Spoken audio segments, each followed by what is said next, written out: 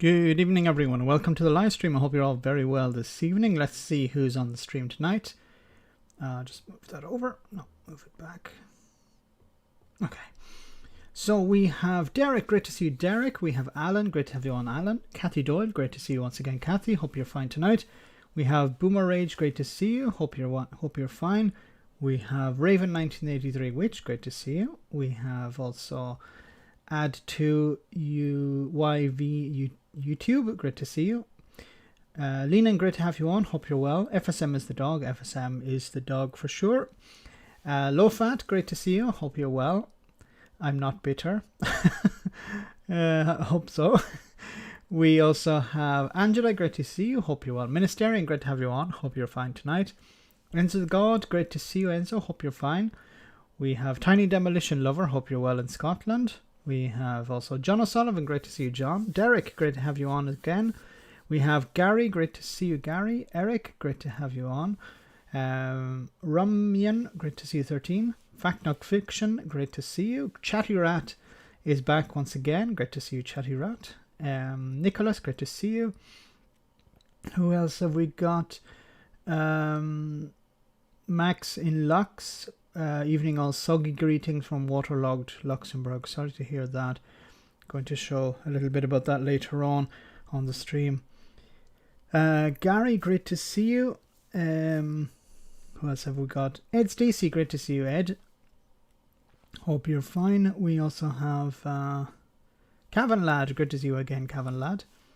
And we're up to 153 viewers. That's 153 viewers more than GB News. I see somebody talking about UBI. UBI. Kendra, great to see you. I'm going to have to go way down quickly because we have over 156 viewers.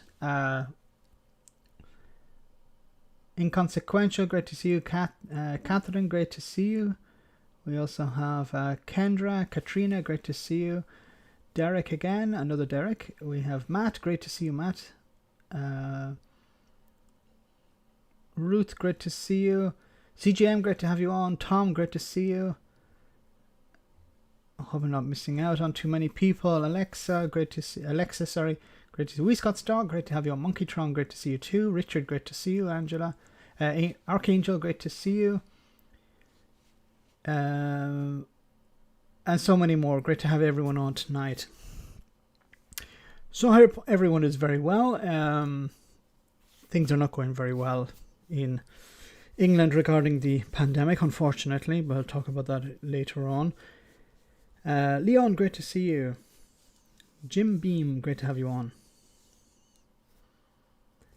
Reagan Elite, great to see you, Reagan. Hope you're well.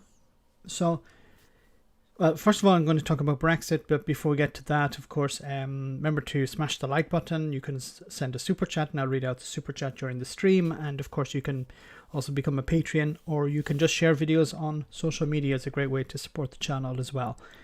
So I'm using a new headset, so hopefully I won't be too confused by it because it's scratch and it eliminates tariffs on English sparkling wines. Whoops, something happened there. What it will mean. No, I'll get to that in a moment. Okay. Well, let's start with this. It loaded by itself. I think it's with Twitter. Not my fault. So let's start off with before we get to Brexit. Of course, there's the levelling up. What Boris Johnson wants to do. He's been promoting this idea of levelling Britain up. Of course, there is this fear in the south of England that if he takes money, he needs to put money somewhere. He's going to put it in the north, but he has to take it from somewhere. So he's going to take it from the south or the southeast. And there's a real fear in the southeast and the south that he's going to waste their taxes, as some of them see it. And they have already delivered the Tories a bit of a bloody nose recently by voting for two candidates, voting for two Liberal Democrats, flipping two Conservative seats to Liberal Democrats. So the levelling up policy or campaign is not going very well in the south of England, it seems. Reagan Elite, thank you so much for that. Confirmed, Max is now more popular than GB News. Thanks very much, Reagan Elite. Yeah, I think it was a very low bar. Afterglow, great to see you. The bar was set pretty low with GB News, and I'm going to talk a little bit about that later, but I assume most of you have seen the Fool of the Week. GB News, I think, is a joke. I don't know if you saw one of the clips where they wanted to show, so in regards to their production values and the technical disaster that they have on the show, they wanted to show cute animals, kittens or something, I'm not sure what it was, and they didn't have the images. They couldn't put the images up on screen, so the commentator had to describe them. It's like, okay, our next segment is, let's look at these cute kittens or cute animals, but we can't actually show them because it's not working, so I'm going to describe them instead of moving on to something else. Normally, news outlets have extra stuff, emergency material that they can just jump to if there's a problem, but I don't think GB News even had that. David McGinnis, great to see you on the stream. Hope you're well. Thanks for your comment about these new lorries that the British government want to allow on the roads. So it's going to be very expensive for the training, and I think it's going to take time as well. So one presenter took the knee on GB News, and now he has gone. He's been removed from the show. They cancelled him. The anti-cancel culture channel cancelled one of their commentators. They can't even show videos of cute kittens on GB News. Have these gammons ever heard of YouTube? It's full of cute. I know.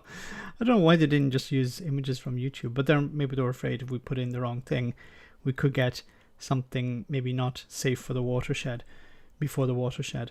Anyway, let's jump into Brexit, and then I'm going to get on to the pandemic, of course. Of course, I'll read some of your comments during the stream. So this is from the Department of International Trade. This is Liz Truss talking about this wonderful trade deal with Australia and how it's going to help the UK. It says here 5,000 jobs, 800 vineyards, and 8.7 million bottles produced last year. The British wine industry is booming with growing demand in countries like Australia. Today, Liz Truss visited Sussex's Winston Sparkling to hear how they're meeting that demand. Let's see this video. Well, Australia is the first post-Brexit trade deal we've done from scratch, and it eliminates tariffs on English sparkling wine. So what it will mean, it will be easier to get our fantastic wine from the South Downs into Australia. What does Australia produce? Can someone think of something that Australia produces? Like wine. So why would you think it would be a good idea to try and export more wine to Australia when Australia produce their own? Like, if you produce a lot of something and another country produces very little, bad lager, then wouldn't it make sense that you sell something to somebody who doesn't have anything but would like to have it? They can't produce it themselves, so you say, look, we will produce it for you. Like oranges, like here in Italy, in the south of Italy, they produce a lot of oranges because in the north of Italy we can't produce oranges. So most of the oranges we get are from the south of Italy. In a sense, they're imported from the south of Italy. In the same way, you're talking about exporting wine to Australia, but Australia produces huge amounts of wine. And also the tariff on wine is like less than 6 or 7, I think it's 6 or 7%. So on a bottle of wine, you're talking about 6 or 7p, or maybe 10p per bottle. And that will mean more opportunities here in the UK. We started exporting out there, I want to say in 2016, 2017. We're really excited by seeing that grow on the back of hopeful tariffs coming down. Demand is growing fast. Suddenly you'll get an order which is enormous, like your whole vintage, and you go, we'd love to supply that, but actually we've got to keep our regular customers happy as well. Like Yorkshire tea. Wine to Australia called Newcastle.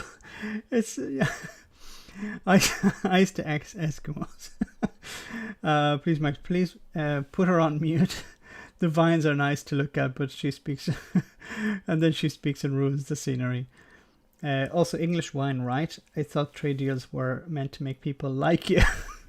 I've never actually tasted English wine. I'd love actually to taste it, because where I live here in Italy, it's the Prosecco region. Some of you have probably heard of Prosecco, and we produce unbelievable quantities of it because of the climate. So it's not really hot, but there is a certain amount of humidity, which is perfect for growing the grape to produce Prosecco. But you can't get the same type of Prosecco if you go even to the south of Italy, where it's really hot and dry. You can't produce the type of Prosecco as they produce here in the north, where it's hot and humid. Baby Sham, yes. It's called Prosecco. But it would be like saying, Liz Truss, we're going to export Prosecco to Italy. No, you're not. Look, I know climate change is having a huge impact, and temperatures are starting to increase also in the south of England, and perhaps in the future you could produce wonderful wine in the south of England, but I don't think we're at that stage yet. I'd like for us, on no offense to the south of England, but I'd like us to not get to that stage for a long time. Hope for the best, plan for the worst. Vote Tory. I don't understand why the EU is seeking a trade deal with Australia as well. Does the climate crisis not mean nothing to anyone? I don't know what they want to do trade in. That's the thing. It could be importing raw materials like diamonds, maybe from, I don't know, is it gold and diamonds that's and certain chemicals from Australia. But I don't think, I hope it's not the case of importing products that we already have here in Europe, because it's just extremely damaging to the environment. Joe Green, great to see you. Boris should go. He's useless. Should have gone a long time ago. So, look, the idea of producing, like, championing this as something that's great for trade. Look, the UK import most of its wine from countries like France and Spain. France and Italy, I think, are the main markets that the UK imports wine from. And yes, the UK export wine, but it's normally, I think it's to the United States and to Hong Kong, actually. But there isn't a huge amount of wine already being exported to Australia. Brexit is about to hit the icebergs. About to? Already has, I think. Yorkshire tea is not even from the UK. If Scotch wine is nice, I'm in. See, you could say, okay, we're going to sell whiskey to the Australians. I don't know what sort of whiskey is produced. Whiskey is probably already produced in Australia, but Scotch whiskey, around the whole world, it makes sense to increase trade in Scotch whiskey. But English wine, it's almost like a joke. Anyway, the Brexit variant. Let's move on. So, I just want to show you this clip from the European Commission President Ursula von der Leyen about the Northern Ireland Protocol. The protocol is the only solution to all of the problems that we're having. That we're having because of Brexit. So let's hear what she had to say. So, in general, I think the protocol is the solution to the impact of Brexit on Northern Ireland. It's certainly not the problem, but it is the solution.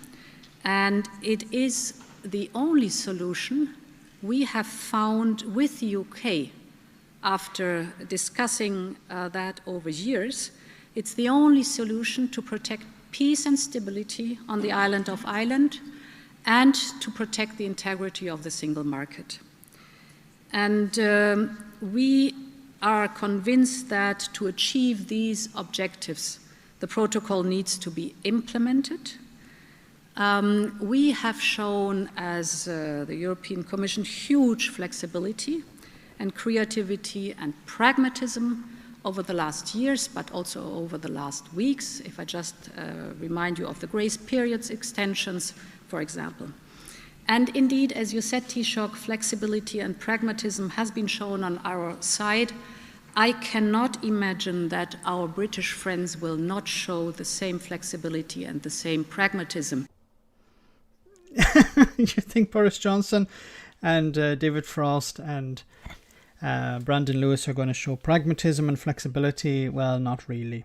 But there isn't anything really new here. Yes, we're showing pragmatism. Now, something interesting that I've discovered recently is that, and I've discovered it through listening to what's something that's very interesting. And if you have time, it's not very. Some parts of it are interesting, other parts are extremely boring.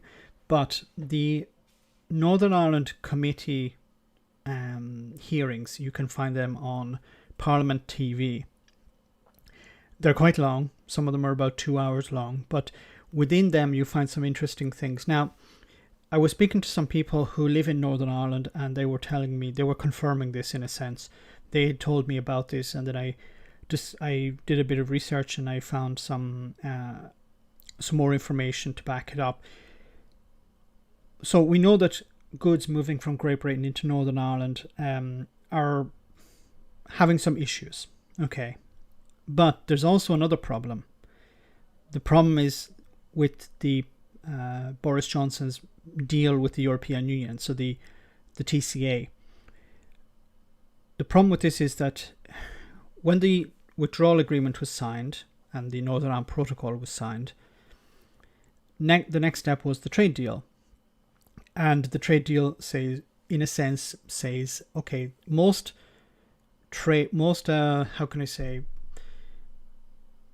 the UK has with the European Union is going to diminish, and there's going to be a lot of movement of production or whatever out of the UK into the European Union.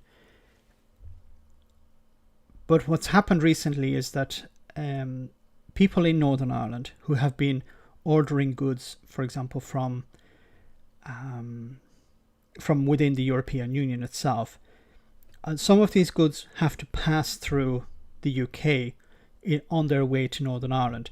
So I uploaded a video. It'll drop tomorrow. You can see it yourself. But there's an example of an axle from a trailer that was produced in Germany, went to the UK to have some modifications done to it, minor changes to it, and then it passed on to Northern Ireland.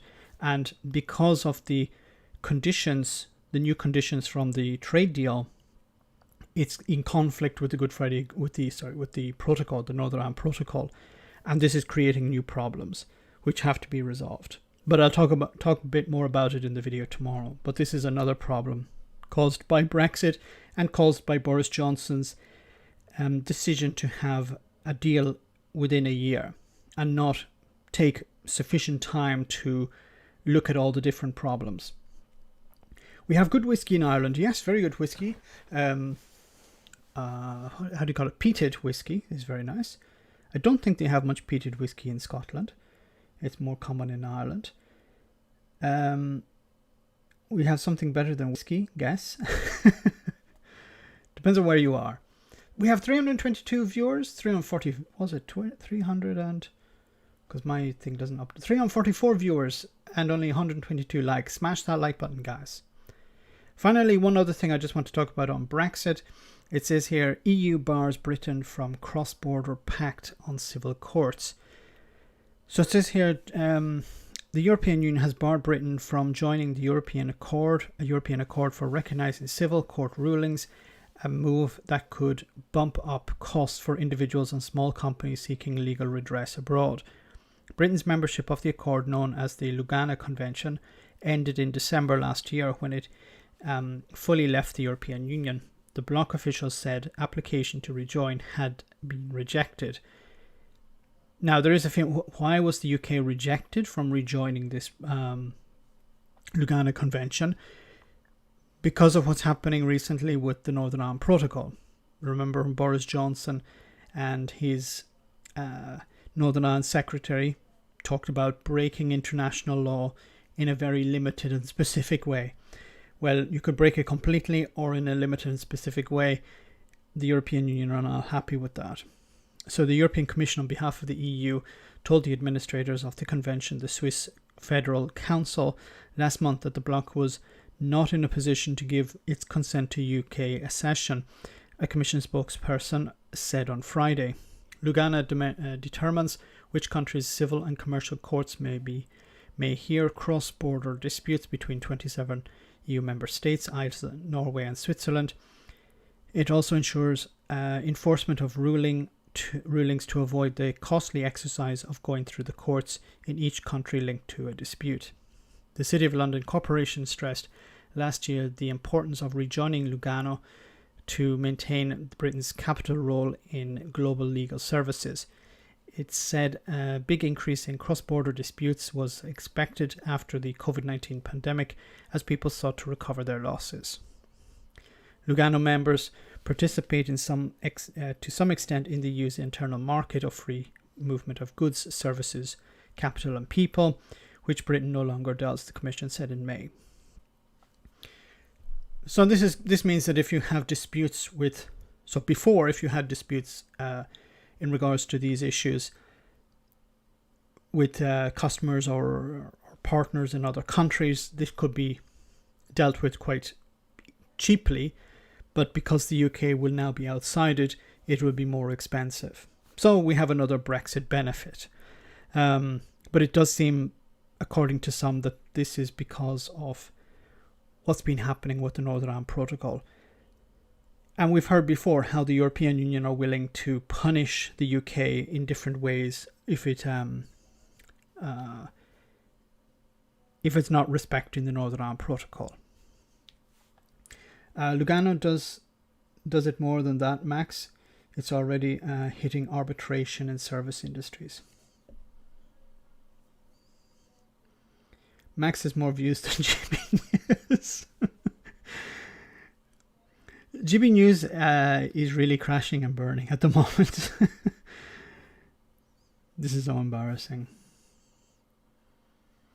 In the 19th century, there was an explosion at a whiskey distillery in Dublin and killed over a dozen people, through alcohol poisoning. Nothing to do with the protocol? No. Do you think GB News will last the year before going bust? I think it depends, Jam, on GB News.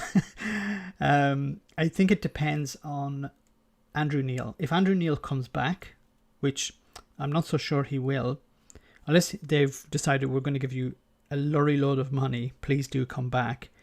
If he comes back, maybe he'll be able to resurrect something. They'll probably have some sort of clearing out, saying, look, we're going to get rid of a lot of people, bring it back to its anti-woke stance, and we'll start from scratch. But they need to sort out a huge number of issues, because I think some of the reasons that Andrew Neil left in the first place was because of the lack of professionalism. You know, the lighting was terrible, the sound was out of sync on many occasions. They had technical issues. Sometimes you would see how they would come back from a break, and it's happened, to normal media outlets from time to time, but it's very rare that it happens that they come back from a break and the anchor or the commentator is not ready. You'd see on GB News how they'd be sitting there for like 30 seconds talking amongst themselves before realizing that they're back from a break or whatever. Andrew Neil is a clown. Andrew Neil has shot himself in the foot. Andrew Neil, when he joined this, in the first few episodes, I was like, how is he putting his name to this thing? It's like something a bunch of teenagers would make in their garage or something like that. That's the production values I could see from GB News. Why is GB News failing so much? I think it's a number of reasons. First of all, the production values are not helping, because someone like myself, you guys support me because you agree with me, and when I make mistakes, or when the stream goes down or whatever, most of you understand that, and you're extremely patient, and I thank you for that. But if you're watching a TV show where they're having these types of issues, you're just going to switch over. So this is one thing. And then, of course, what happened recently was that they, in my opinion, were on the wrong side of history. They were criticizing the footballers for taking the knee. And then eventually one commentator had enough of it, and he took the knee himself. And the audience went crazy. The viewers lost their minds because they had believed that GB News was going to be this anti-woke outlet.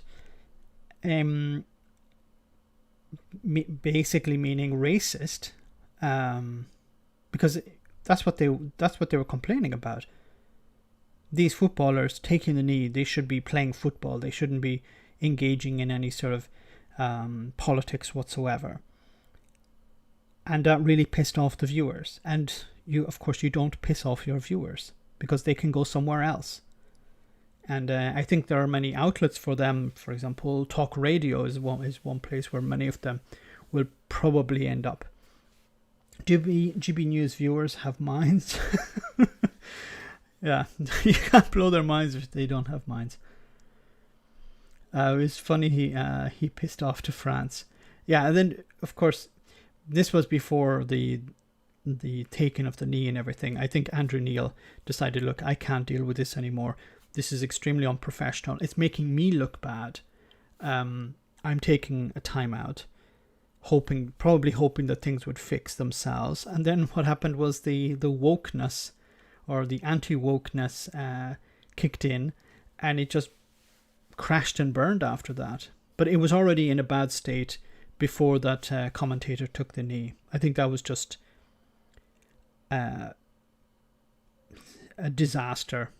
And I don't know if it can be fixed, but I think it would require Andrew Neil coming back, them fixing all of these technical problems, having proper lighting, proper audio and everything like that, and then they could move on. But it would have to be him making some sort of promise that they would never talk about how we should care about ethnic minorities or anything like that. Anyway, let me read some more of your comments. GBBs will need to resort to some more extreme racism to win back the Neanderthals. That's the thing. They could try and do that, but then that's going to... I don't think that's their goal, because their goal is to hold on to a certain segment of society. But they need also, I think, advertising revenue. They want to have that because it means that it's viable. But if they engage in some sort of racism, then there'll be more boycotts and they will lose that advertising revenue. So I think what they're trying to do is they're trying to clean up their image. But by cleaning up their image, they're pissing off their viewers. So I think I'm not of this ilk, but if I was in charge of that, I would make a choice. We either go mainstream, where we can win back some advertisers, or we say to hell with the advertisers, and we'll just go with being really horrible people and rely on the money you receive from right-wing millionaires or billionaires. And I have a feeling they're probably going to go with the latter, because to win back the advertisers will be difficult. I think they should have a morning show called Brexit Breakfast and show where Brexit really means breakfast. They should have a Brexit segment where they talk about all the wonderful things of Brexit. It'd be like, I don't know, 5 seconds long or something. Anyway, the only football team the Gammons like is West Ham. Ham being the word.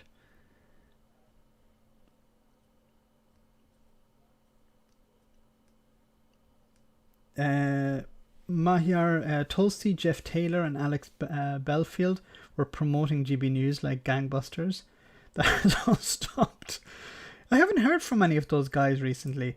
The first one, he was on GB News some time ago talking about wokeness or something. But this sort of talk about wokeness is getting a bit tired, I think, as well.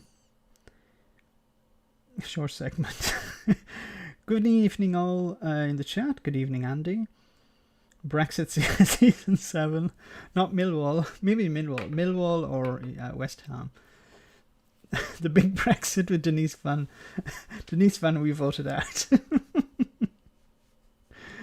Oh, I remember the big breakfast. That was a wonderful show. Back in the early, mid-1990s. Don't remember what they talked about, but I remember the show vaguely. So guys, let's move on, of course, to COVID. I don't know if you guys can see this. I'll try and zoom it a little bit. Maybe, no, it's still quite small, but let me try and see if I can make it a bit bigger. Oops, that should be a little bit better. So I'm just going to read some of the highlights of today when it came to COVID. It says here the number of people in hospital with coronavirus could reach quite scary levels within weeks, Chris Whitty has said. There's been a further 51,870 lab confirmed COVID-19 cases in the UK, the government said. Numbers of Delta variant in the UK has risen by 36,800 since last week. 1 in 95 people in private households in England, a total of about 578,000, are estimated to have coronavirus. Up to 1.6 million people in England have been told to isolate in a single week. That was an absolute disaster. Starmer's Barber. I love the name. You must be a rich man. Starmer's Barber, thank you so much for that super chat. Hi Max. I'm not on your live stream as often as I would be, but just want to say thanks for all your continued hard work in telling it as it is. Oh, thank you so much, Starmer's Barber. And I love the name. Very kind of you. Thanks so much for the super chat. Zig and Zag are pro-Brexit. I didn't know that. So 1.6 million people have been told to isolate in a single week. This was an absolute disaster. So many industries. Was this a mistake? Was it a fault in the system? The app that told so many people to self-isolate. And then there's also another concern is many people have said that from the 19th of July, they're going to remove the app, deinstall the app from their phones. This is concerning because that means that some people will be infected but they won't know, or they'll be in contact with somebody who's infected but they won't know. And a lot of businesses are struggling at the moment because they can't get staff because those staff have to self-isolate. Health bosses in Sunderland have asked staff to postpone holidays as the trust came under extreme pressure due to a surge in cases. A third of people who self-isolate after coming into contact with a positive case.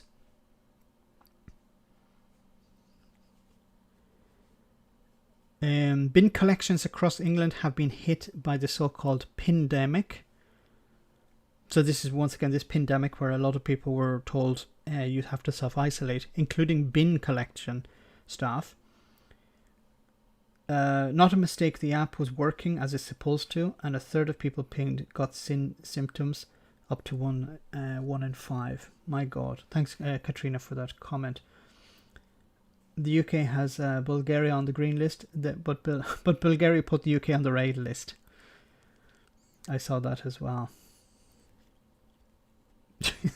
I see opportunities for Undertaker's dark humor.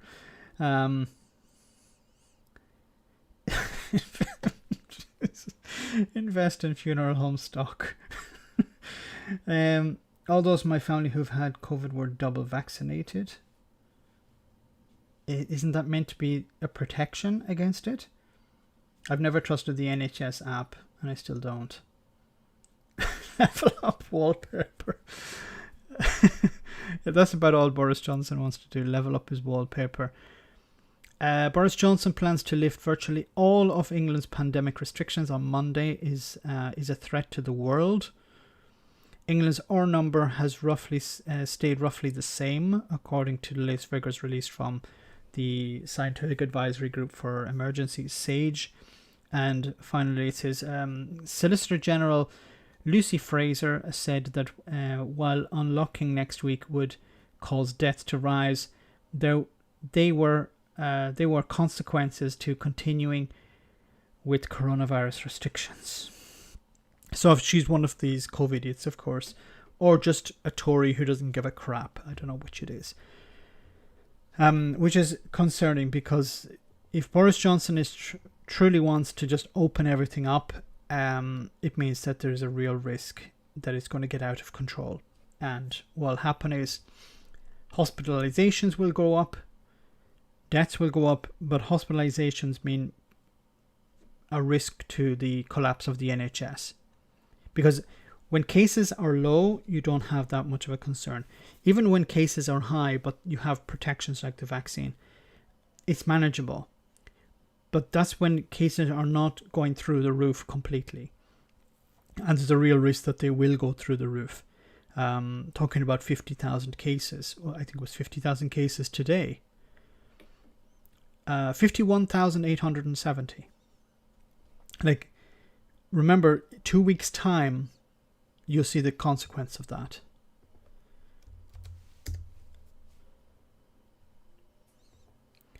So I just want to show you this report from Sky News about the data.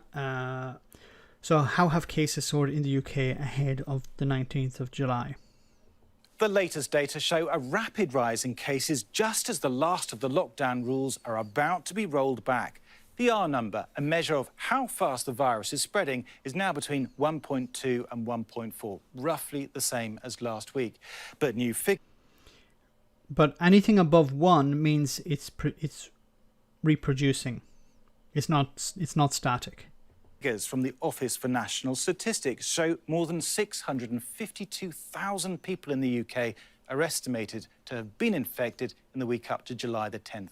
That's a rise of almost 63% on the previous week. And just look at how the third wave has picked up speed. At the start of June, the weekly rise in cases was just 7%.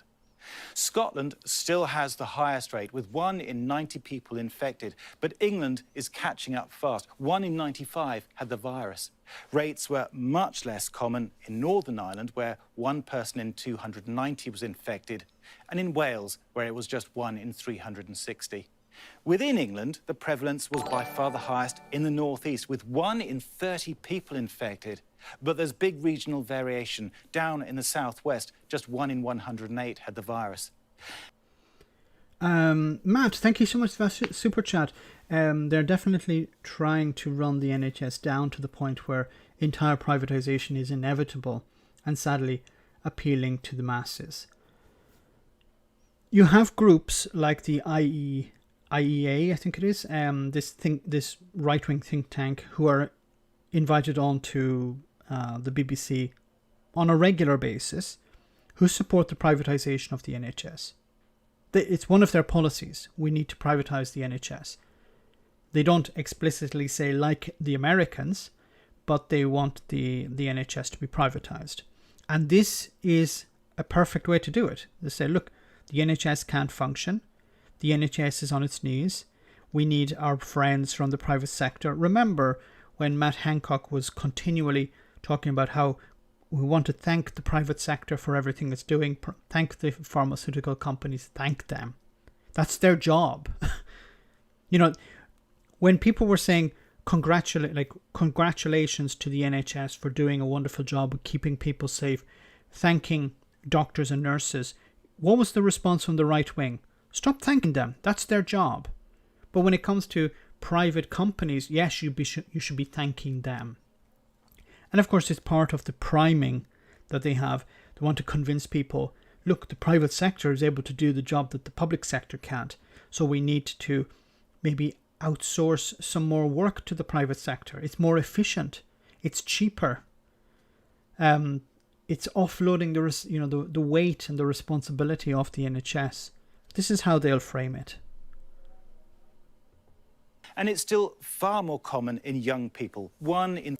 Sorry, just thanks again for that super chat, Matt. 35 compared to 1 in 500 of those over 70. So what happens next? Well, self-isolation is a key part of the strategy to control the virus. But separate data from the ONS shows 1 in 10 people aren't fully self-isolating after being told to by Test and Trace or the app. Some of these people maybe not doing it because they don't care. Okay, they're COVIDiots. They don't believe that there's a problem. But of course, there are people who maybe are not self-isolating because they can't, because of the way they work. They're not going to get the support they need from the government. It's if they don't work, they'll lose their job. If they don't work, they won't get paid. So many people are falling through the cracks. Andy, thank you so much for that super chat. I was in A&E yesterday. Luckily, didn't need to go in. The end. Just had some tests. So busy. There was a queue sneaking out outside the main door. It was that bad. Thanks for that super chat, Andy. So, that's a desperate situation. I would only assume that these people are there because they need treatment for COVID, or is it that these people have been waiting in order to get treatments that they had postponed from before? But then you would have an appointment for that, I guess. So these people are probably having symptoms and going to the hospital. Serious symptoms, I imagine. A third of those isolating develop symptoms themselves, underlining its importance. Anxiety about the lifting of legal restrictions next Monday is high, with 57% of people telling the ONS that they're worried. And that's understandable, because on the one side you have the people who are, we need to end all the restrictions. We have these, the Julia Hartless-Brewer types who want to take off the masks, never wear a mask again, think masks are unnecessary, talk about the Freedom Day, talking about removing our muzzles and stuff like that, ending their lockdown. They continually use the word lockdown when there isn't really a lockdown. There are restrictions, but it's not a lockdown. A lockdown, as I've said on numerous occasions, is where you stay in your house and you're not able to get out. We went through that last year. You're only allowed to mix with people in your garden, or people are allowed, a certain number of people were allowed into your house, and you weren't supposed to go beyond a certain number of kilometers from your home. That was a lockdown. But we're not in that stage now. James S., thank you so much for that super chat. Restrictions on people with vaccines, what now? I think the restrictions are going to end. That's the problem. They're going to remove all of the restrictions, and then what's going to happen is the cases are going to rapidly rise, and then you're going to have a lot of hospitalization, a lot of cases going to hospital numbers increasing dramatically, and then Boris Johnson waiting, and then eventually saying, okay, we have to do something. Wasn't Hartley-Brewer a Brexiteer? Yes, she was. And then probably by September, the government will say, okay, I'm sorry, we need to go do another lockdown or some sort of restrictions. And then you'll have the Desmond Swains and the Julia Hartless-Brewers crying about it, how, this is the government taking control of people's lives again. And these people are part of the problem. These people are the ones who are trying to stop any sort of restrictions to deal with the pandemic. They're the ones who are saying, look, the lockdowns are not stopping the pandemic. They're not stopping it because the lockdown is not strict enough. They don't want any type of restrictions. They just want everything just to go back to the way it was before the pandemic. But we can't do that. 84% intend to keep wearing face masks in shops and a similar proportion on public transport. This is good news. Finally, this is, I think, the majority of people are reasonable. The majority of people will demonstrate common sense. They will wear masks. The problem I see with this is where business owners, some business owners will decide, I don't want people wearing masks. Because before it was an obligation, after it will not be an obligation. So it'll be up to them to decide. And some businesses will decide, as we've seen in another report on Tuesday, how some business owners will say, look, if I have a restriction and the other doesn't, the customers will go there instead. So no good deed goes unpunished, it seems. But generally, I think this is a good number to have. It's not perfect. It should be closer to 100%, but 64% is a reasonable majority of people who understand what's at stake here. 60% say they'll keep avoiding crowded places, and almost a half will stick to social distancing. On every measure, the young are more likely to return to normal behaviour than older adults. Monday is a critical moment in this third wave. How bad it gets is partly down to vaccine uptake, but also our appetite to stay cautious, even when the rules are lifted. I've been saying on Twitter, please people, be as careful as you can. Please wear a mask. Please maintain social distancing. Just because Boris Johnson says the restrictions are over and many people will act as if they are over, some people are already acting as if they're over already. I see pictures of people walking around without masks, not maintaining any sort of social distancing. You try and keep yourself safe. That's all I can say. I'm a gamer. I don't socialize with people anyway. Good idea. I'm going to keep wearing a mask, and I'm handsome. Well said, Kendo. If there's a shop where people wear masks, I feel safer, and I'll go in there. Good. And I think we can, we as consumers should inform business owners. Look, I appreciate that your staff are wearing a mask. You're convincing people to wear a mask. Reinforce that idea in the minds of business owners. Say, look, I'm glad you're doing it. I feel safer coming into your shop or into your store or into your restaurant or whatever.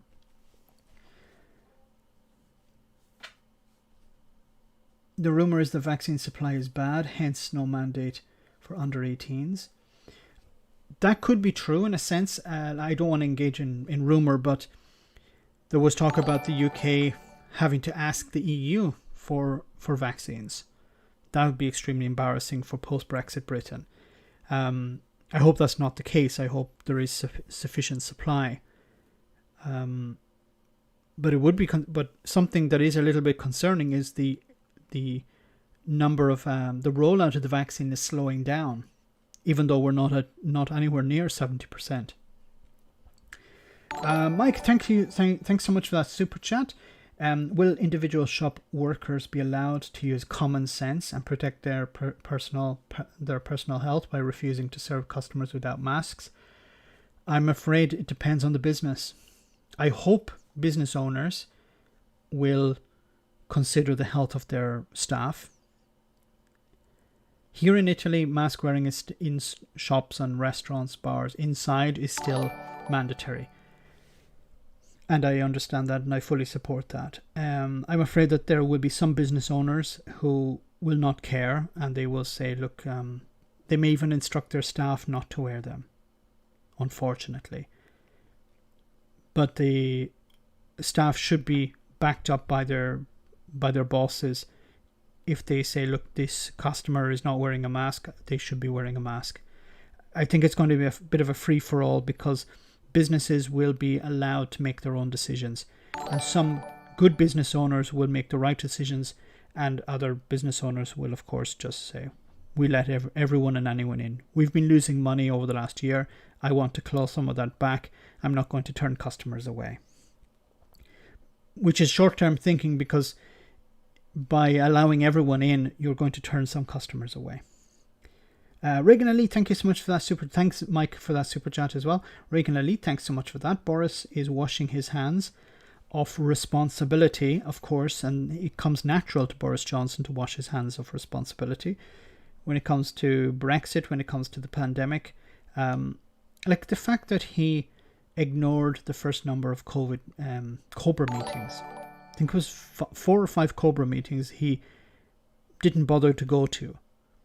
I can imagine he was being asked, this is very important, this is extremely serious, you need to turn up to this meeting, Prime Minister. And he didn't bother. He was on holiday in one of them. He was, I don't know, doing something else in another one. He had his book to write, wasn't it? He said, I'm too busy writing a book. My God. Anyway, because he receives a lot of money from royalties, that's why he's more interested in writing. Why not just not be Prime Minister anymore and go away and write a book? Wouldn't that be better for the UK? Joe Green, thank you so much for that super chat. People need to understand that masks protect people from spreading COVID, and not spout nonsense that masks muzzle people and don't work. See, the problem is that most of these, thanks for that super chat, Joe, most of the people who are spouting this get their information from where? They get it from social media.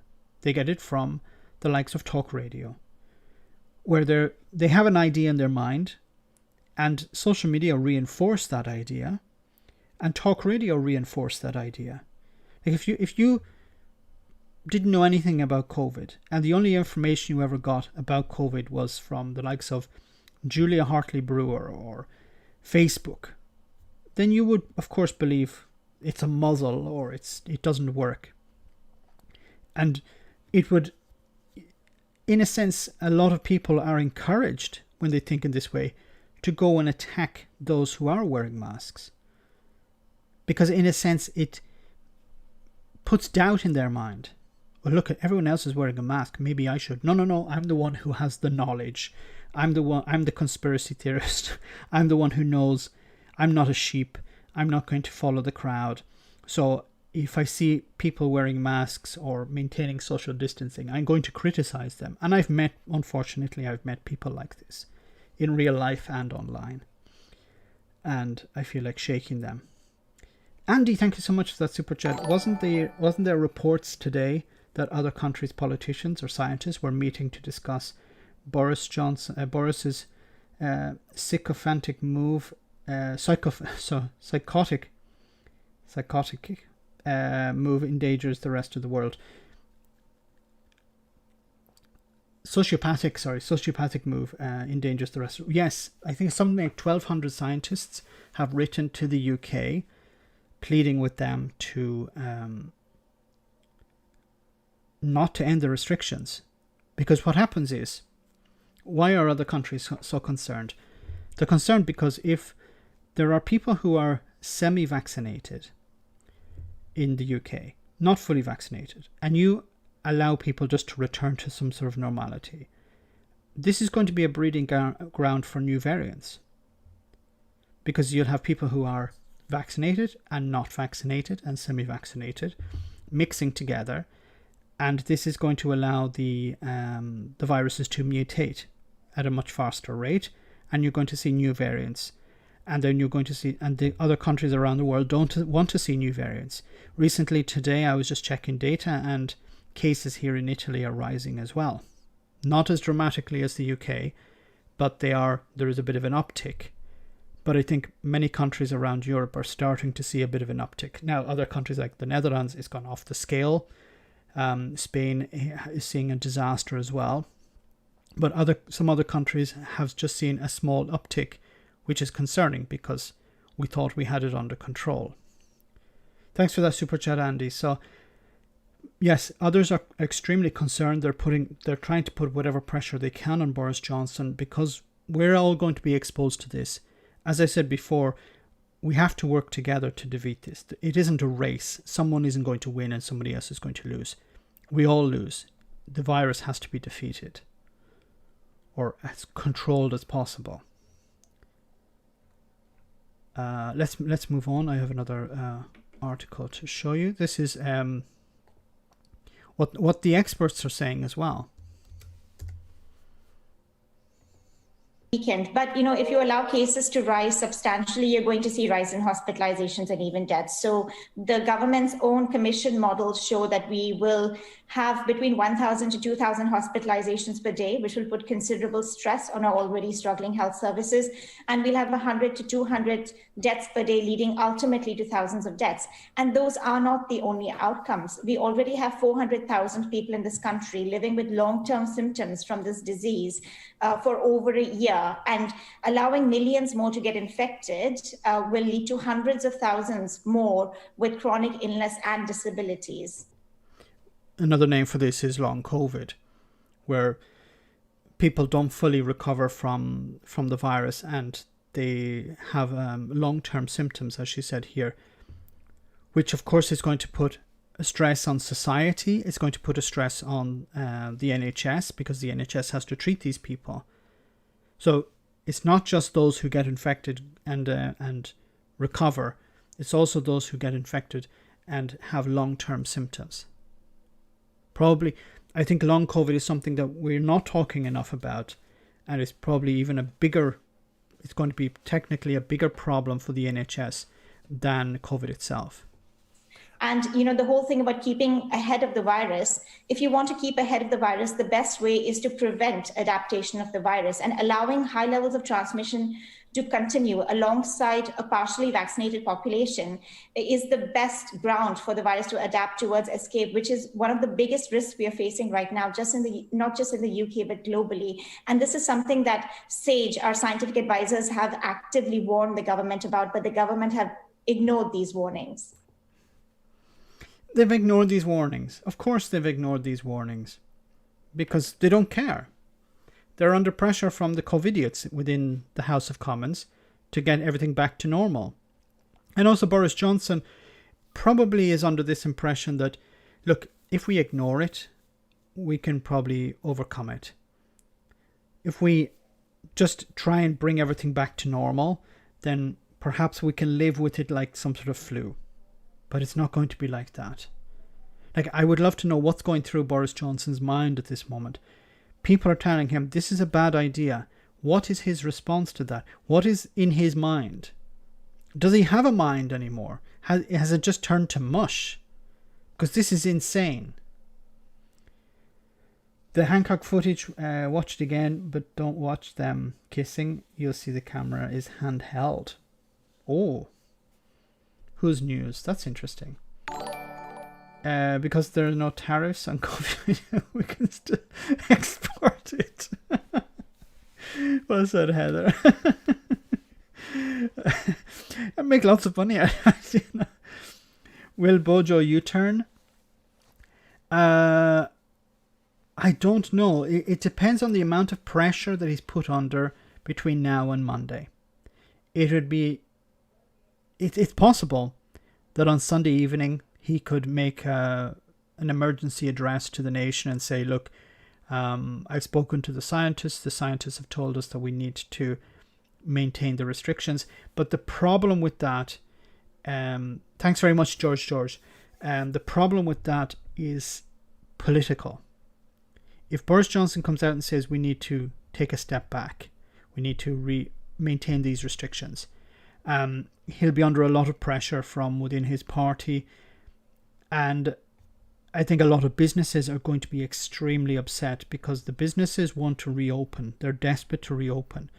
And a lot of them are going to be calling up their local Tory MP saying, what the hell is going on? So Boris Johnson, in a sense, I think would be in a very difficult spot if he was to do a U-turn. It would be the right... It shouldn't have been necessary to do a U-turn, because once again, it was all about following dates, not data. As soon as cases were rising, Boris Johnson should have said, okay, we need to put a brake on this. The restrictions are too eased. We've eased them too much. We need to take a step back. We need to reimpose restrictions. For me, what should have happened was you should have locked down as much as possible, keep people on furlough, restrict people's movements, get as many people as possible vaccinated, go hell, what was it? Like the hammers of hell or whatever, to get as many people vaccinated, all cohorts, and then ease the restrictions. Get to a stage where you're comfortable with, okay, we have enough people vaccinated, and then you ease the restrictions. But instead, the restrictions are being eased. And look, in some ways, the lockdown and restrictions have already been eased.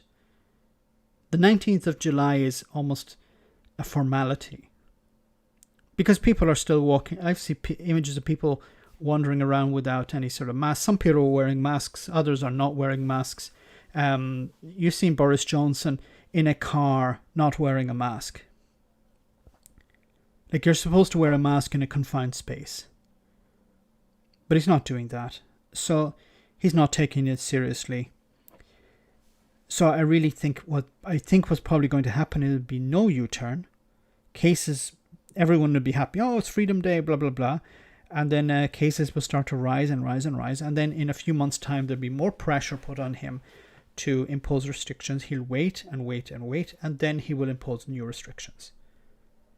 I think he'll be at a stage where he says, the hospitals are collapsing, we need to impose restrictions. And unfortunately, I think what he's doing is he's waiting for things to get so bad that he has the political capital behind him, or he has built up in a sense, he has let things go so bad that people can see it and they will say, yes, we need to impose restrictions. So he'll have the public on his side. That's my those are my thoughts on that. Hell for leather, sorry. Thanks for that, Martin.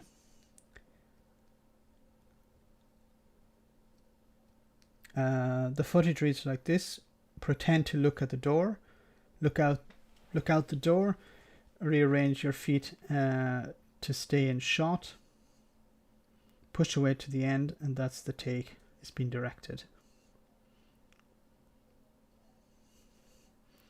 Hell-bent for leather. I couldn't remember the expression. Wishing my gal was on my side. Anyway, we're halfway through, well, over halfway through the stream, so I'll have to bring in our little break there. Just show you this funny moment, and then we'll get back to the serious stuff in a moment. So our funny video. This is very funny. So these are some blunders, not just GB News, but other right-wing media outlets. Rawhide, Max, Rawhide.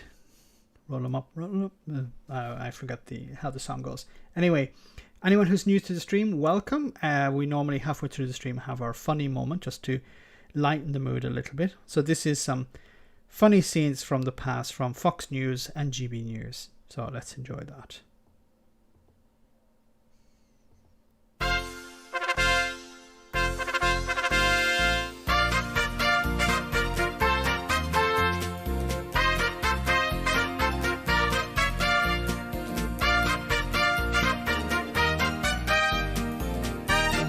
Language is homophobic, colonial and racist. Obviously, Enid Blyton, a sort of children's writer, extraordinaire behind Magnificent Seven, Famous Five, Noddy.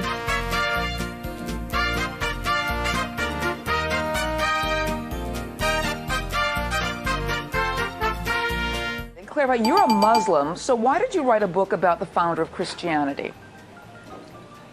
Well, to be clear, I am a scholar of religions with 4 degrees, including one in the New Testament and fluency in Biblical Greek.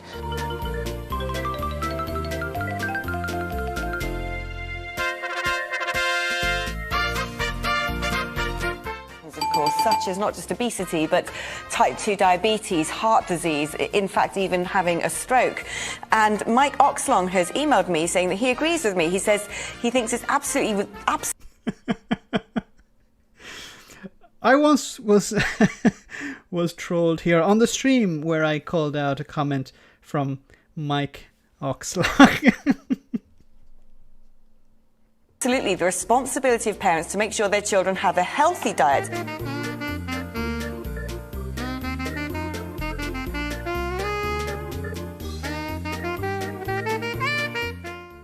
A bump, a pound, a terrorist fist jab? The gesture everyone seems to interpret differently. We'll show you.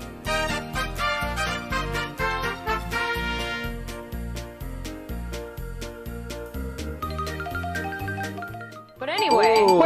Wait, you shut up. Know your role and shut your mouth. My role as a woman.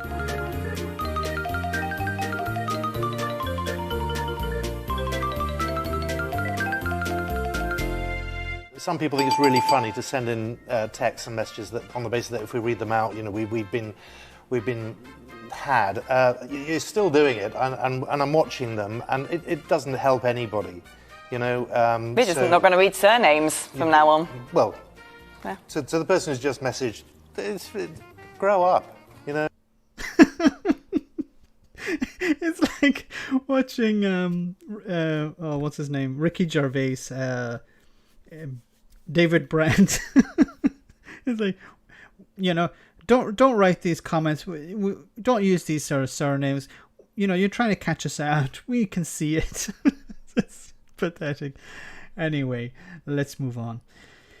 Back to the serious business, of course, of Boris Johnson's attempts to destroy humanity. It says here, COVID news, Boris Johnson's policy poses danger to the world, as you highlighted in the stream tonight, as cases pass 50,000 a day. So the UK's decision to end most COVID restrictions on July 19th poses a danger to the world, an international group of scientists has warned. The group, which includes official government advisors to countries including Italy and Australia, says the government is pursuing herd immunity by mass infection. Herd immunity was something that Boris Johnson wanted to get the country behind last year at the beginning, when he said, you just have to take it on the chin. Because he's been listening to, at the time he was probably listening to Dominic Cummings. Dominic Cummings saying, look, we just let this thing run rampant, gets rid of lots of old people who are a cost on the state, keeps the young people can take it on the chin. Anyone who's sick or disabled will just probably disappear. That was the thinking probably behind, the Tories' ways of dealing with the pandemic at the beginning of last year. And James Whale,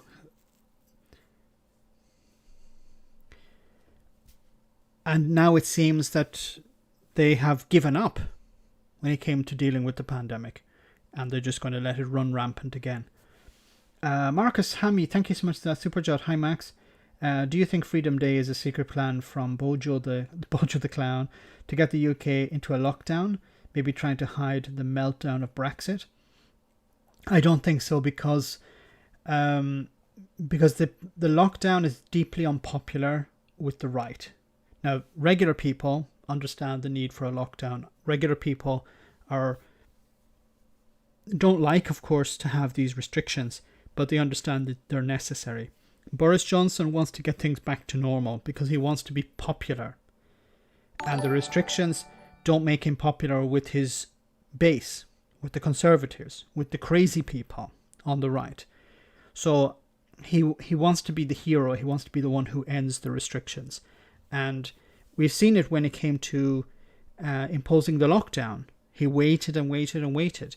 When it came to the circuit breaker, remember the circuit breaker last October, November, Keir Starmer was pushing for a circuit breaker. Boris Johnson's response was, you want to close down the country. We want to keep it open. We want to have people working. People want to work. And then he went into a lockdown. So Boris Johnson wants to be popular. He thinks that he needs to say the right things to keep his support base behind him. Thanks very much for that super chat, Marcus. James, thank you so much for that super chat. Why don't they use medicines to prevent sickness? They are using some treatments for people who have serious cases, but that's only when it gets to a certain stage. See, the problem at the moment is that there isn't a huge level of hospitalization. When it does get to that case, that's not so much it's not so much the problem of treating people in the hospital. We should have sufficient medicine for that.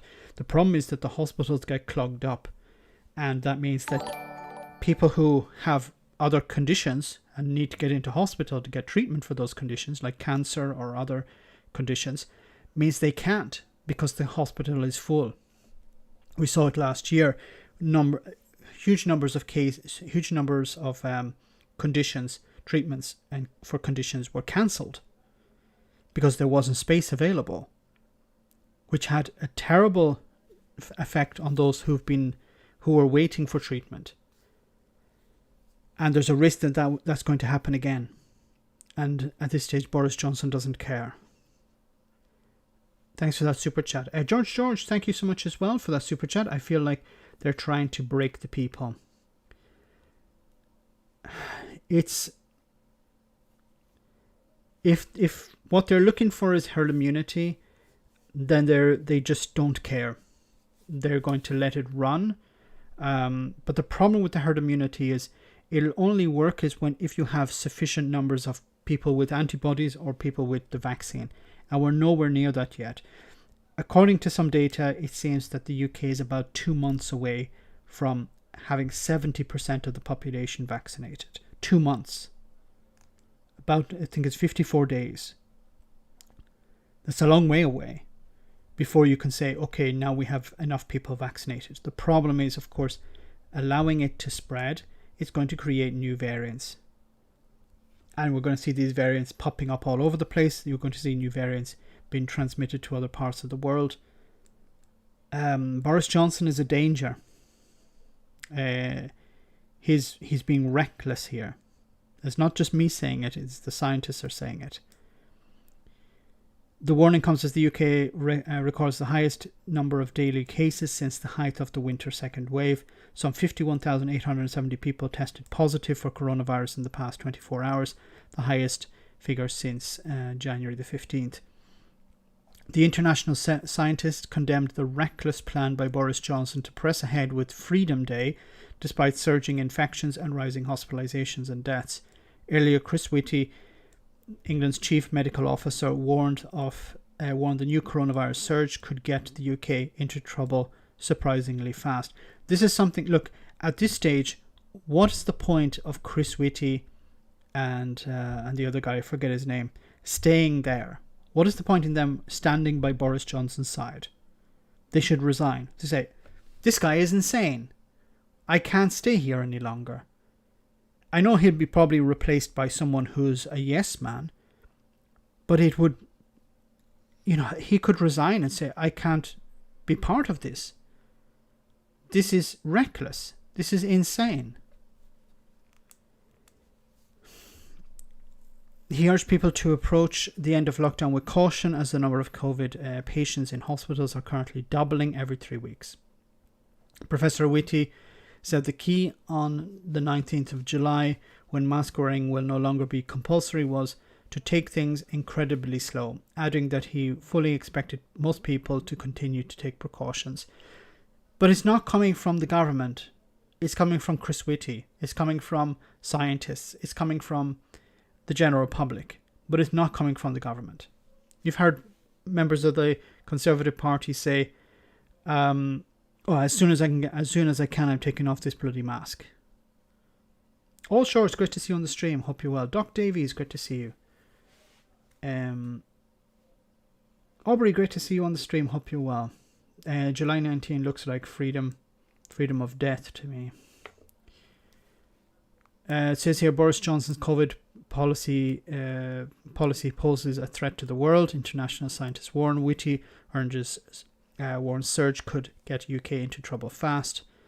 And then all the others. So I hate to be the bearer of bad news here, but July 19th is going to be a disaster, because you're going to have people who would normally feel obliged to wear a mask. They'll say, well, I don't have to wear it anymore, so I'm not going to wear it. Now, luckily it said 64% of people said they're going to continue to wear a mask. But is that enough?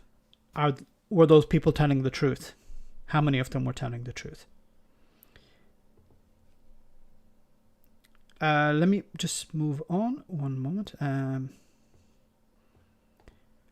So some people are hitting back at Boris Johnson. Some people are quite angry. I want to show you this video from Sky News. What's your evidence? What's the evidence you've got of what's going on?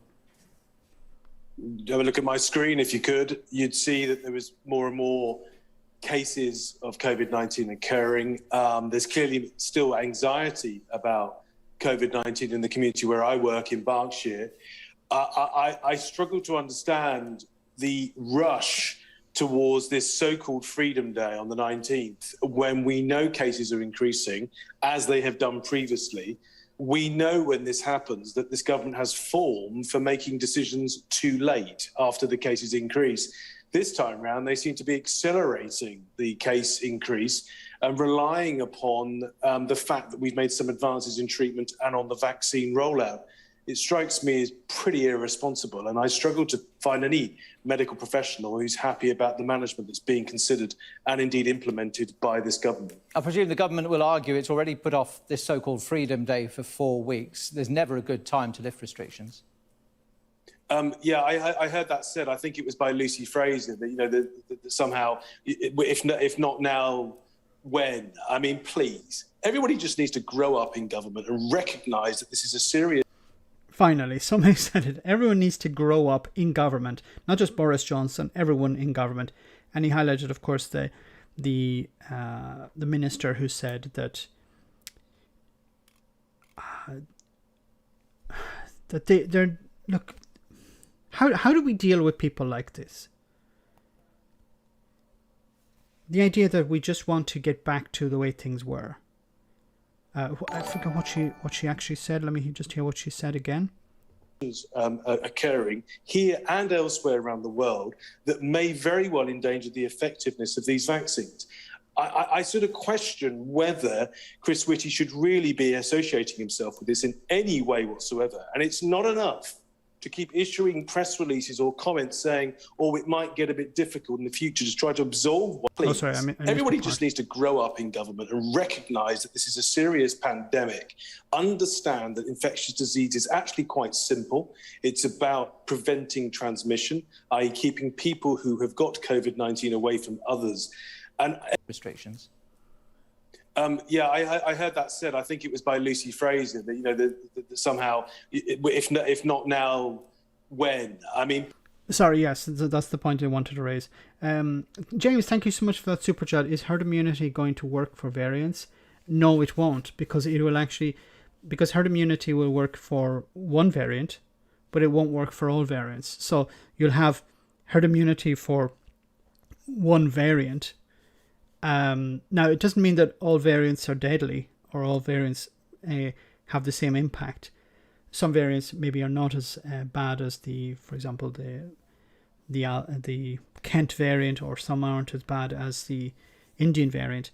But you don't want new variants because you don't know what impact they'll have on the vaccine. So you'd have different herd immunities for different variants in a sense. George, thank you so much for that super chat as well. Masks protect others more than the wearer. Yes, you wear a mask to protect others. And even if we have 2 jabs, doesn't mean that we're fully protected and we don't have the chance of carrying it. It's greatly reduced. It's not a silver bullet. So it's important that we do wear masks. And also I think we need, and I've said this before, politicians need to be seen to wear the mask as well when they're in confined spaces, when they're in buildings, because it sends a message to the public. That's one part of it as well.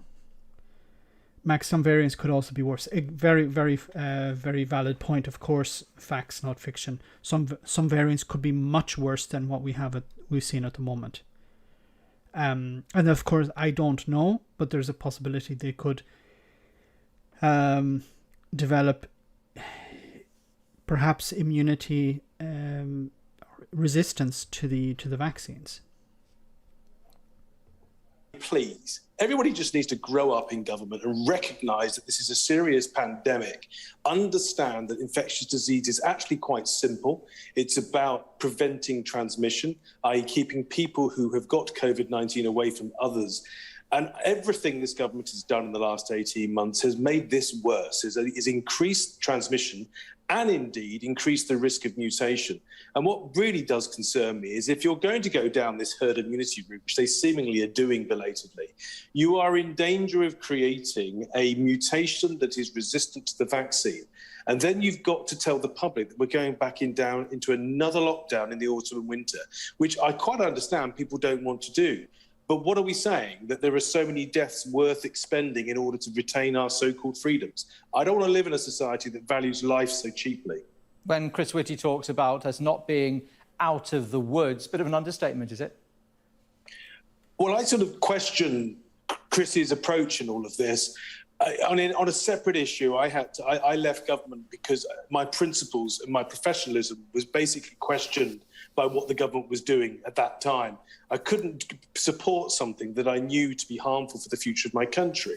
I do want to ask the Chief Medical Officer the question that when he reads his General Medical Council guidance on the practice of a good doctor, i.e. do no harm to others, how he can stand next to somebody and advocate a policy of opening up Britain at the moment at a time when we have not got this virus under control. We do not have enough of an uptake of the vaccine double jabbed in the population. And we know that there are mutations occurring here and elsewhere around the world that may very well endanger the effectiveness of these vaccines. I sort of question whether Chris Whitty should really be associating himself with this in any way whatsoever. And it's not enough to keep issuing press releases or comments saying, oh, it might get a bit difficult in the future to try to absolve someone from responsibility. And he's making perfect sense here of, once again, the idea that Chris Whitty plays the bad cop and Boris Johnson plays the good cop. Boris Johnson is the one delivering the good news. Chris Whitty is the one delivering the bad news. And it allows Boris Johnson off the hook. I really don't know what Chris Whitty is remaining there for. Why is he still there? Is it his fear that someone worse could come along? I think that was Dr. Fauci's fear in the United States when Donald Trump was talking about injecting people with bleach and stuff like that. He was probably afraid, if I abandon Trump, although I think he was fired somewhere at some stage, but if I leave Trump alone, there'll be no one to calm him down, or there'll be no one to provide some other opinion. It's like someone to say, yes, but don't inject too much bleach, something like that. I wish he was my doctor. The advantage the UK had with vaccines has been wasted. The people will get the blame for this massacre. It's always been, and I've said this before on the stream, it's always been the goal of the government to blame the public. People aren't following the rules, it's the public's fault. Boris Johnson, says, go to work, don't go to work, use public transport, don't use public transport, use public transport if you have to, but don't use it if you don't have to. Work from home, don't work from home. Also this idea of allowing, saying for people to stop working from home. You should be encouraging people to work from home. You should be saying, okay, even from the point of view of just... I think there's this fear within the government that they want to treat the pandemic a bit like Brexit. If you remember, at the beginning of 2020, Boris Johnson issued a communique within his departments. He said, we're not going to talk about Brexit anymore. Brexit is done. And I think he wants to do the same thing with the pandemic. He's tired of dealing with the pandemic. He wants to move on to something else. And he probably wants to get to a stage where we don't talk about the pandemic anymore. But it doesn't work like that. You're not able to control it. But I think he's tired. I think he truly believed he was going to become Prime Minister, and all he'd have to do is stand up in the House of Commons, debate with his foe, open a few shopping centres, go on a few business trips or go on a few trips around the world, meet with famous people, with celebrities, with heads of state, and it'll all be a good laugh. And then what happened instead was this pandemic arrived, and he was the wrong person at the wrong time. So many COVID idiots out on tonight. Get rid of the COVID idiots. No time for them. Anyway, guys, I want to move on to another topic because we've been talking a lot about the pandemic tonight. Of course, what's happening in Europe, in Germany and in other parts of Northern Europe, we're seeing an absolute disaster, a consequence of climate change. Climate change is not something happening in the future, it's happening right now. In the town of Erfstadt, southwest of Cologne, the ground beneath them sank suddenly, collapsing homes and leaving behind what appears to be a giant sinkhole. As the clean-up operation begins, Germans are still in shock at the devastation that has unfolded before them. It was terrible not being able to help people. They were waving at us from the windows.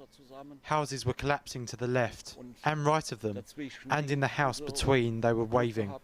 We were lucky we survived. Lives lost, livelihoods and homes destroyed. The flash floods came after days of heavy rainfall, in some places 2 months' worth in 2 days, turning streets into streams. So far, the death toll is estimated at 120 people, with fears it will rise.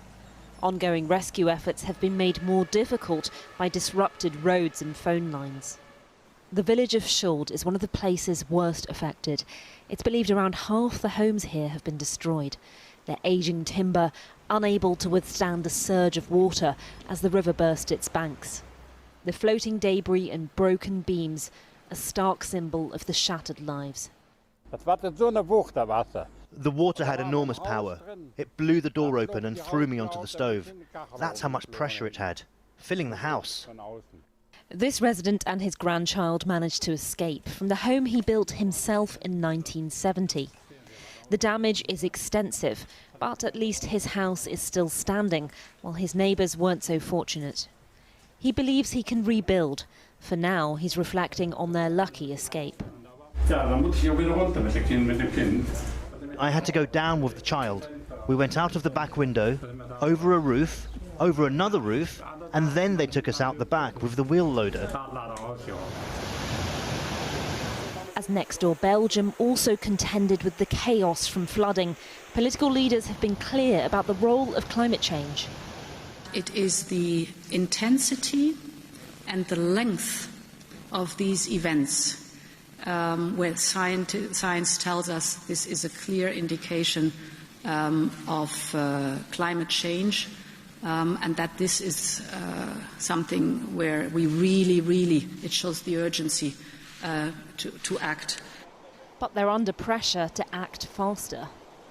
Are European countries prepared for these kinds of extreme weather patterns, including floods? Is the UK prepared? I think we're definitely not well enough prepared. We need to take it much more seriously. There have been many things going on recently to... But we only get prepared when it happens. We don't get prepared before it happens. So you have scientists saying, we need to do this, we need to prepare for this.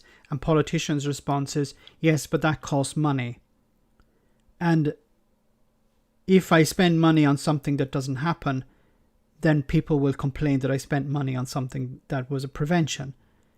People were happy for me to spend money on something that happened after, but not to prepare for it, to stop it happening in the first place. That's the problem with our political system as well.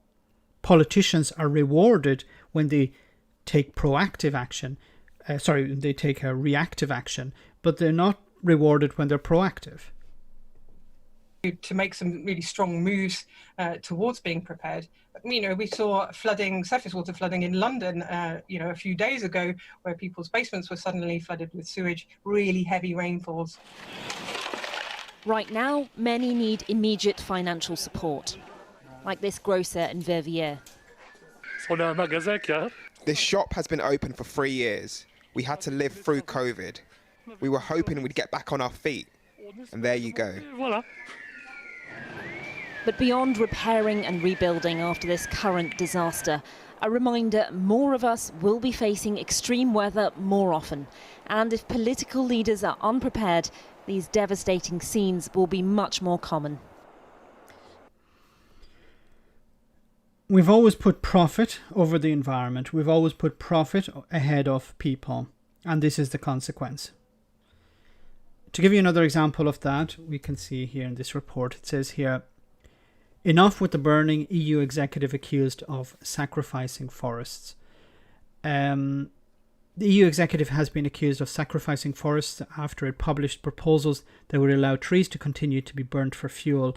The charges of accelerating climate breakdown through wood burning were made on Friday as the European Commission unveiled its forest strategy, which includes a goal of planting 3 billion trees across the EU by 2030. The forest strategy is part of a broader plan to confront the climate and nature emergencies and put the EU on track to cut emissions by 55% by the end of the decade, a mammoth bundle of legal proposals known as Fit for 55. Campaigners said that the Commission had not gone far enough to tighten the rules on wood that can be burnt for fuel. A draft update to the EU's Renewable Energy Directive proposes banning the biomass industry from taking wood from primary forests, virtually untouched ancient woodlands, which account for just 3% of all of EU forests. So, well, the problem here is that there are forests around Europe where the rush to consume biomass results in businesses and governments allowing business in particular cutting primary forest or virgin forests instead of planting trees for the biomass industry. And of course, by destroying these forests that have already existed, we're taking a step backwards. We should be protecting these areas. If we have to pay governments, pay municipalities, local governments to protect it, then do so. But instead, there seems to be a step forward and another step backwards. Anyway, guys, let's move on because it's a little bit downbeat, and I don't like that. But let's move on to something a little bit more upbeat. Perhaps I hope this is a little bit more upbeat. It says here, GB News chairman Andrew Neil breaks silence after presenter takes the knee and viewers plummet. GB News chairman Andrew Neil has defended the channel after a presenter took the knee live on TV, live on air, was suspended and viewers plummeted. The broadcaster, here's actually the scene. I think this is the scene. Let me see if we can get it going. So in case anyone hasn't seen it, I think this is the scene. Tell you where I am. I've never understood why people would find it offensive. I can see, and I tended to be one of these people who thought, do we really have to do this at every football match? Yeah. Can't we just enjoy, whatever sport we're into? But having seen over the last few days just how close to the surface, just how deep-rooted, just how hideously ugly racism among some English football fans is, I totally get it why this squad throughout thought we have to say day in, day out, every time we get on the field, that racism is not on. And I actually, with the benefit of hindsight, I may have underestimated how close to the surface the racism still was. I actually now get it. And so much so that I think, we should all take the knee. In fact, why not take the knee now and just say it's a gesture, but it's an important gesture. And, it's not about me in the studio, but for them to do that as footballers on the field makes sense because they...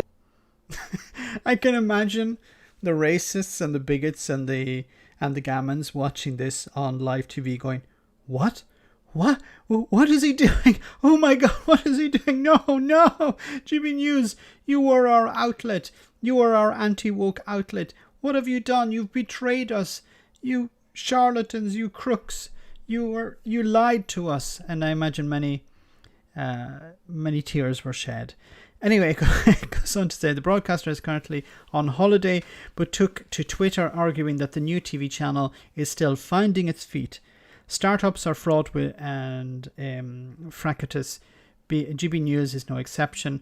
He tweeted on Friday, but the news channel is finding its feet and has a great future. Watch this space. The audience dropped to 0 on shows after a boycott of Gutohari taking the knee in solidarity with the England national team.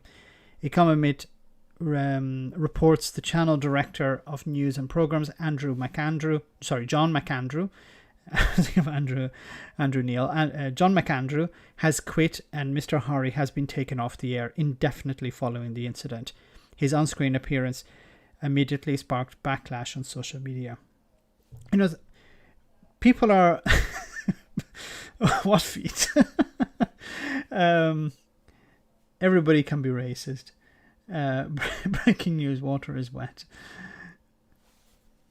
All about free speech. Yeah, this is the thing. GB News claims to be, you know, we're anti-woke and we're about free speech. You know, they ran a number of programs with numerous idiots talking about free speech. You know, we need to have free speech in universities. We need to have free speech on social media. And they invited on, you know, I think somebody from Spiked Online claiming, you know, to be an advocate for free speech. And then as soon as this guy demonstrated his solidarity with the English team, his free speech was cancelled. Friends of Mr. Hari told The Guardian, GB News is becoming an absurd parody of what is proclaimed to be not defending free speech and combating cancel culture, but replicating it on the far right. Nasty. This is something about the right and the far right. They claim to care about free speech, but only when it's in regards to things that they agree with. They claim to be against cancel culture, but as soon as this guy took the knee, they wanted him cancelled. They wanted him removed. It's ridiculous to say he's breached editorial standards and almost certainly defamatory. In reality, it hasn't breached isn't a breach of editorial code, but sacked for offending the lynch mob. The Standard has approached GB News representatives for further comment. It comes after the GB News spokesperson apologised for the presenter taking the knee because it was an unacceptable breach of our standards. So they apologised for him taking the knee, but if he had come out and said, this is all, you know, woke crap and Black Lives Matter is a racist organisation and a Marxist organisation, they wouldn't apologise for that. The channel tweeted, GB News stands foursquare against racism in all its forms. We do not have a company line on taking the knee. Some of our guests have been in favour, some against. All are anti-racist, including Nigel Farage. We have editorial standards that all GB News journalists uphold. On Tuesday, a contributing presenter took to the knee live on air, and this was an unacceptable breach of our standards. What was the standard? What did he do wrong? We let both sides of the argument down by oversimplifying a very complex issue. Audience figures hit rock bottom at 5 p.m. on Wednesday when 0 people were watching a programme co-hosted by ex-BBC presenter Simon McCoy and former UKIP spokesperson Alex Phillips, according to UKIP, according to official television audience figures produced by the rating agency Barb. Oh my God. Oh, GB News. So will they survive this? Probably. I think what'll happen is Andrew Neil may come back. They'll give him a lorry load of money. He'll come back and he'll give it another go. Because he probably wants to, I don't know, upgrade his villa in the south of France. I think it's in the south of France. So, you know, a Brexiteer living in France, it can be expensive being a Brexiteer living in France. So he probably wants some more money, and he'll be willing to renegotiate with the founders of GB News, and he'll come back and say, look, we've sorted out all this woke stuff. The guy who took the knee has been fired. I demanded that he was fired. We're not going to do any more woke stuff. We're going to be anti-woke once again, and we'll get back to our loving of Brexit and hating of BLM. My humble guest would like to be less than 5% of the people using the term Marxist as a criticism could be given most basic description of what it means.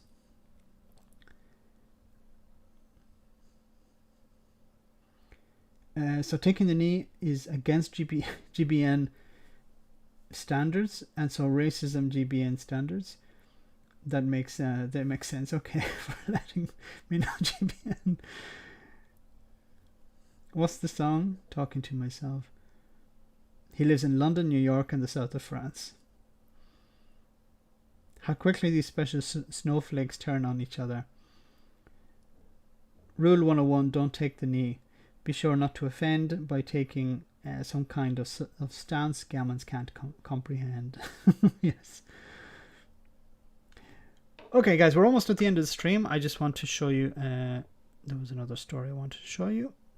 So, do you remember a long time ago, many, many moons ago, there was a story of Boris Johnson spending lots of money on wallpaper. Now, that story, unfortunately, like many stories about Boris Johnson's corruption, disappeared, went away. We didn't hear about it anymore. Well, it's come back, it seems. So, there was a report. A report confirms £58,000 sum for lavish renovation was paid by Tory party.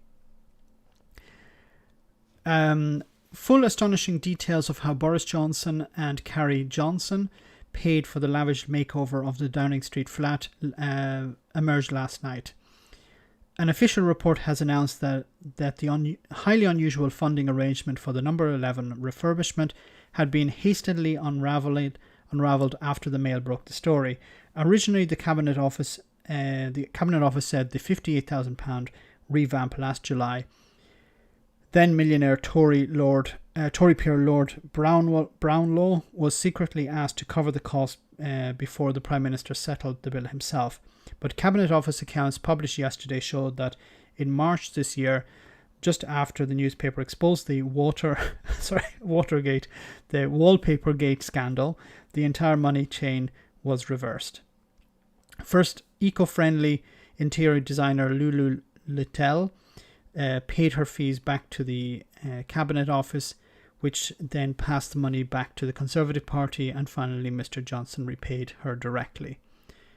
Additional invoices for the refurbishment work undertaken on the number 11 Downing Street residence were received and paid by the Cabinet Office and subsequently recharged to the Conservative Party in July 2020, says the report in a footnote buried on page 209. In March 2021, the supplier refunded the Cabinet Office, and the Cabinet Office refunded the Conservative Party, with all the final costs of wider refurbishment met by the Prime Minister personally. Why didn't they do this at the beginning then? Why didn't they say this from the beginning? Sir Alistair Graham, the former chairman of the Committee on Standards of Public Life, said the chain of repayments showed the Cabinet Office really got the Prime Minister out of the hole. So probably what happened was, can you just pay the money back, and we'll pay it back after that to get Boris Johnson off the hook. Because, if somebody did work, if this person did work and they were asked to give the money back, well, they should have said no. Why should I give the money back? You paid me to do a job and you want me to give the money back. Doesn't make much sense to me. The Cabinet Office had a £30,000 budget each year for the upkeep of the dwellings within number 11 Downing Street. During 2020-2021, the Cabinet Office spent £28,647 with Meti Facilities Management Limited at the request of the Prime Minister, which included painting and sanding of floorboards. The account stated in early March, and this newspaper told how the plans had been secretly hatched to set up a charitable trust to pay for the upkeep of Downing Street.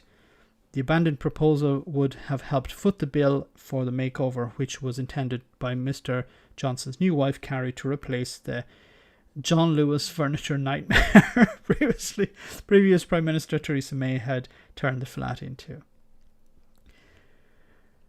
So it goes on to say, former number 10 aide Dominic Cummings claims he told Mr. Johnson that his plan to have donors secretly paid for the renovations was unethical, foolish and possibly illegal. I don't really believe that Dominic Cummings said that. Details of the funding emerged in a footnote on page 209 of a 282-page Cabinet Office annual report and accounts. The Electoral Commission watchdog is still investigating if any donations to the Conservative Party were properly declared. Number 10 said last night, other than works funded through the annual allowance, the costs of the wider refurbishment of the flat have been met by the Prime Minister personally. And that closes that saga, it seems. John Lewis is pretty expensive shop. Yeah, this is for Carrie. John Lewis. Don't get that type of tat. I wouldn't be seen dead in that type of tat. Wasn't it £750 for one roll of wallpaper? My God. Max, he wasn't racist enough. That's why he did wrong. Remember the 900,000 spent on an airplane paint job? Yes, that the plane was used twice, I think, or once. Feck, I hired a machine and sanded my own floorboards. That was very silly of you, Ruth. 5-star poetry always at Wee Scott's Dog. Well done, Wee Scott's Dog. Plus 200 million to 300 million to on a defunct yacht that will benefit nobody. The thing about the yacht is probably they won't do it, but some money has already been funneled to consultants. So somebody has made some money out of it. Anyway, I love this woman's dog. I think it's a whippet. So guys, we're almost at the end of the stream for tonight. Just want to show you a funny video before we finish. I hope you enjoyed the stream tonight. Thanks very much for all of the super chats. Thanks to everyone who came on the stream tonight. Thanks for smashing that like button. Remember, you can support the channel by becoming a Patreon if you want. And if you're on Patreon, you have instant access to Discord. And then you have, we're meeting after the stream tonight for a chat on Discord. If you're on Discord, please do join in. It would be great to have you on, have a chat about the stream or other things. So guys, before we finish, let's see our one for the road before we go. When I tweet condemning the racist abuse our footballers have received, it's because I care. It's a signal, a gesture of support saying, say no to racism. But didn't you support booing taking the knee? Yes, because taking the knee means Marxism or say no to racism. Exactly. Very performative, virtue signal, gesture politics. Now, can you take a picture of me cheering while watching the Olympics? They haven't started yet. It's fine, we'll tweet it when they have.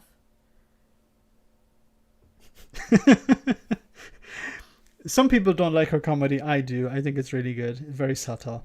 So guys, thanks once again for coming on. Thanks for smashing the like button. Thanks for the super chats. Thanks for all of your comments. And I want to say a big thank you also to the moderators for doing a fantastic job tonight. I think we had a few co-idiots or trolls on. So thanks for doing a great job there. No Janie tonight. She hasn't tweeted anything, it seems.